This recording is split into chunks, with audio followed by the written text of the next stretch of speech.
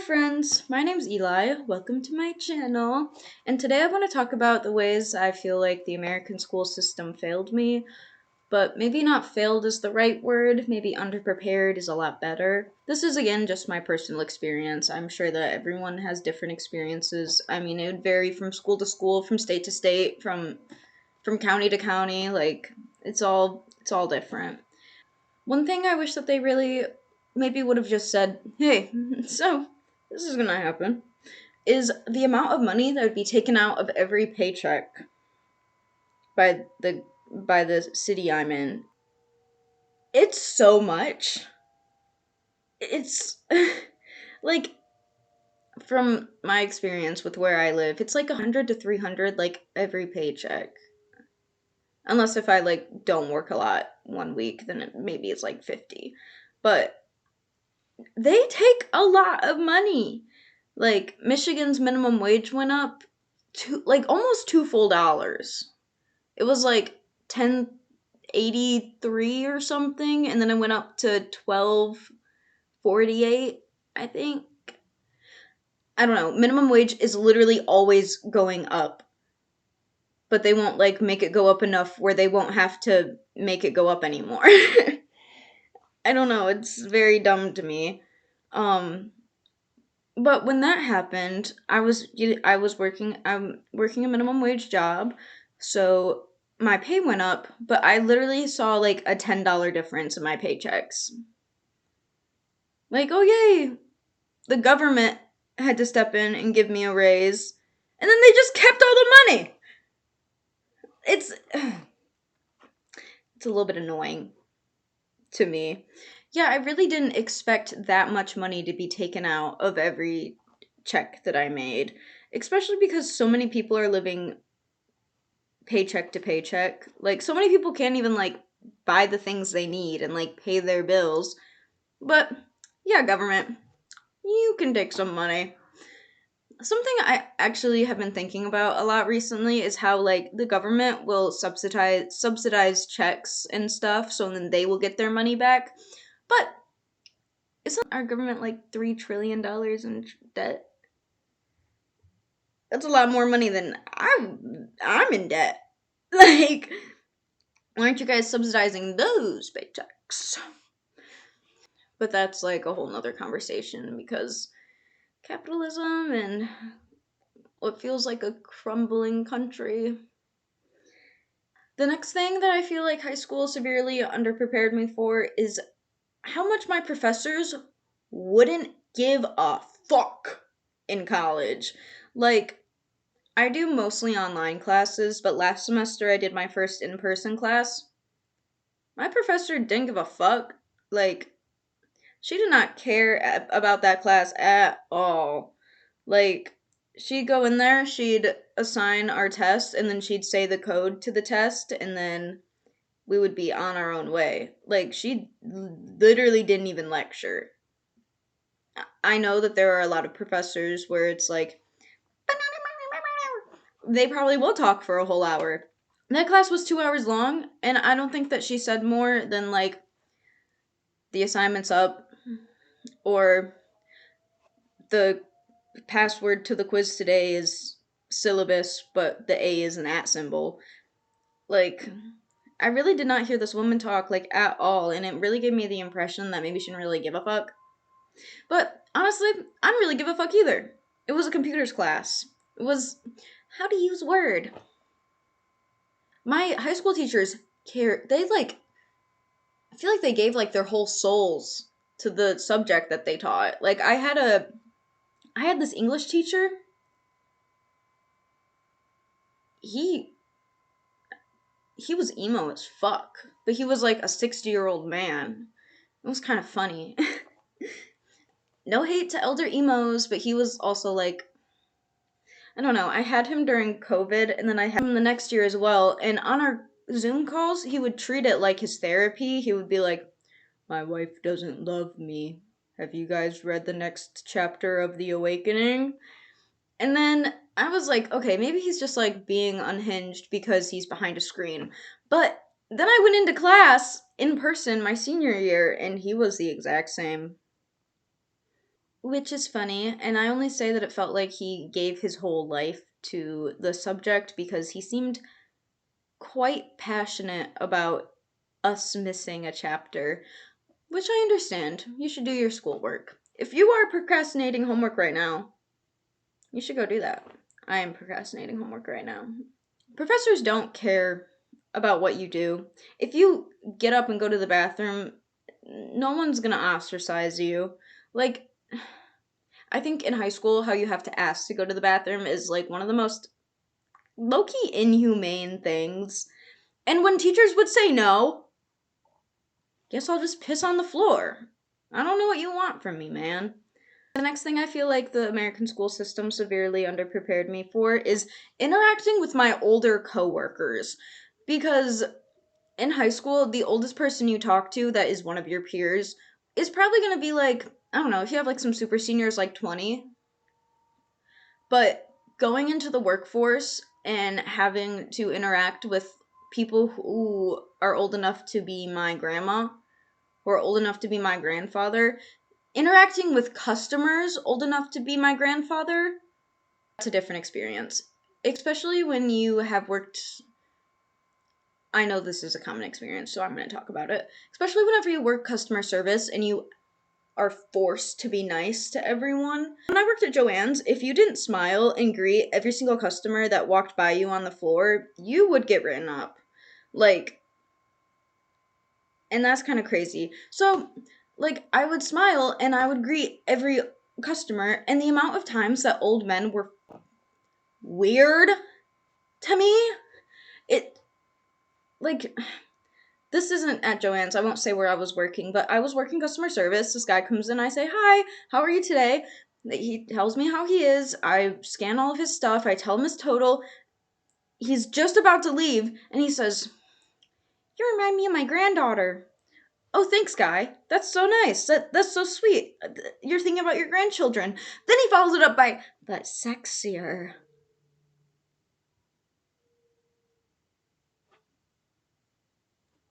Okay, pause. How do you say that to a person? So, and I had no idea that things like this would happen. Like, before I cut and I dyed my hair, because it's pretty short now, but it was shorter, but whatever. It was like down to here. I was pretty feminine looking. I think the last color hair I had with long hair was blonde.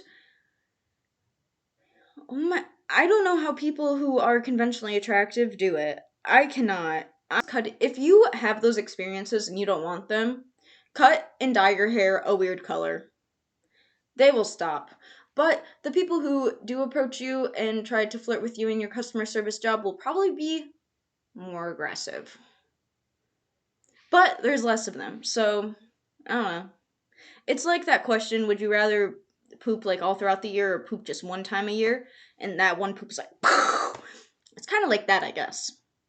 But more frequent than just once a year because people are fucking weird. Also, I just wanted to say I don't know how homeschool kids do it, how they like adjust to interacting with just them and just their family and probably some friends and like other homeschool kids, but not to the level of like public school. But then they go into the workforce and then they're most likely working customer service jobs and they're like, "Hi, hi, hi, hi."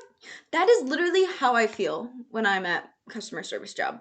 I'm like, "Hello, what can I get for you?" "Oh, okay." Whatever. I was just one. I just shout out homeschool kids for, I don't know, doing it. I probably couldn't.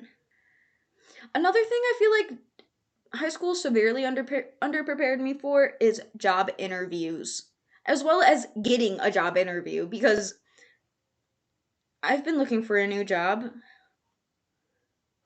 Oh my god.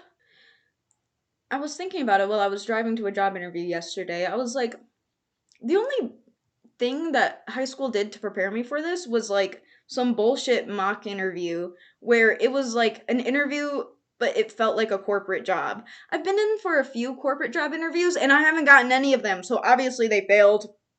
Obviously it wasn't good for me.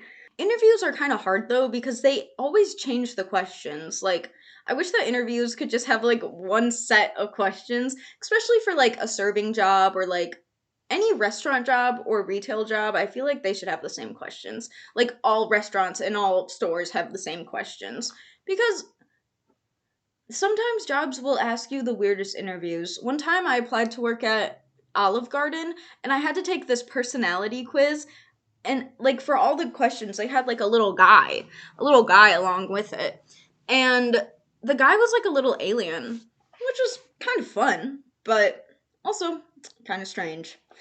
um that is something that they never talked about in high school, when you would have to put yourself in the place of a little alien boy for a job interview. Not even a job interview, for the potential of getting a job interview. And then I went in for that interview at Olive Garden and they tried to make me start like right away, and my friend was in my car, so I was like, I can't. And then I didn't go back because, oh, what? When a rest Here's something I will pass on to you. If a restaurant tells you come in for an interview and then they tell you, okay, you're going to start working right now, do not work there. It is obviously a broken place. And also, when jobs are like, we're like a family here, never believe them. They're like a family of people who fucking hate each other. Okay? Okay. Something else that high school did not prepare me for at all is the fact that you can have passions and be an adult at the same time. Like, all throughout high school, people were like, oh, that choir thing's fun, but you're gonna have to quit whenever you grow up. I sing all the time. Like, I don't sing like with people or for people, but I still sing. I still play my guitar. That's a guitar right there. I'm still discovering new passions and things that I like to do. It's not like I graduated high school and then I stopped being a human being. A little piece of wisdom to pass on to all of you beautiful people watching. Don't don't stop doing what makes you happy because you think you're too old for it. Like, that just is the dumbest, most stupid, like, time wasting, energy draining advice ever. Like, telling someone, oh, when you grow up, you'll grow out of that, like, or whatever. You don't have to. Like, you can still do things that make you happy, even if they don't make you money. That's something I would say. I actually wrote down notes for this video. Hope it's a little more streamlined for y'all. Really wrote down was, you can always do what you want. It's just a 1 in a million chance that you'll get paid. Like, and in this world today, I feel like money is the end all be all of everything in the entire world. But I don't know where this comes from, but money is the root of all fucking evil. Like, the minute that a relationship is turned transactional is when the relationship dies. The minute that, maybe not the minute that you start making money for your passions, but some people, they like sell out for their passions, and instead of making what they want to make, they'll tailor it to what sells. And what's the fucking point? Like, can we not just be humans and be happy and, like, I don't know. Everyone's always like, what's the point of life? What's the point of life? To be happy. To live. That's my amateur opinion, but that's what I think it is. And people trying to deprive themselves of that just for what? A few bucks? It just doesn't seem right to me. Something else that I feel has failed all of us Americans, is the literature department. Everyone's always like, why do I even need English class? I already speak English. Because no one can see anything with any amount of nuance. No one can see anything with any amount of critical thinking. Because I think about this a lot. But opening your mind and forming thoughts and opinions that are specific to you is so important. Like, I found myself not even a few years ago, a few months ago, scrolling on my phone, thinking, oh my gosh, I'm a zombie. I actually watched this interview with this nun. I think her name was Sister Mary. I'll insert a clip. person. The one fatal thing is to be a zombie. And I think we're all in danger of living part of our lives at zombie level. And I think art helps one to be perpetually there, as it were. There. But my point with showing you that is that we are not zombies. We are real life human beings who have everything to experience. Like, there is so much in this world.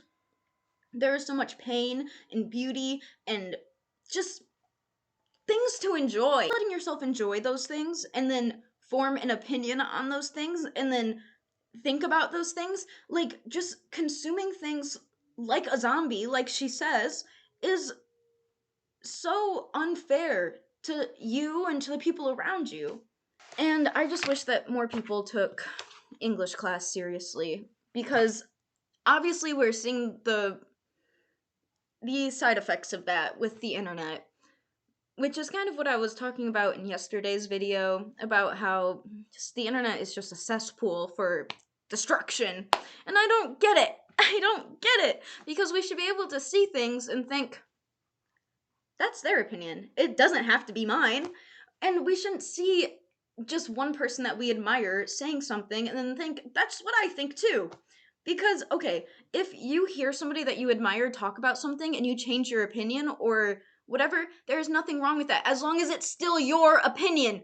A lot of people now, they watch somebody or they consume some kind of media or they read something and then they think, yes, this is the right thing. And then they don't think about it anymore and their mind is just and then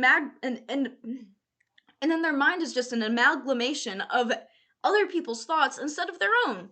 And that's sad to me. So, this video is already pretty long. It's going to take me a while to edit. Hopefully the final product isn't very long. But if it is, thank you so much for sticking around and watching, and I hope that you guys all have a great day or night or morning or whatever time it is for where you are. So, like, comment, and subscribe. Maybe comment some ways that the American school system failed you. Or if you're not American, the ways that you have observed Americans online. Because there are many of us. I'm sorry. Okay, I'll talk to y'all later. Don't forget to subscribe!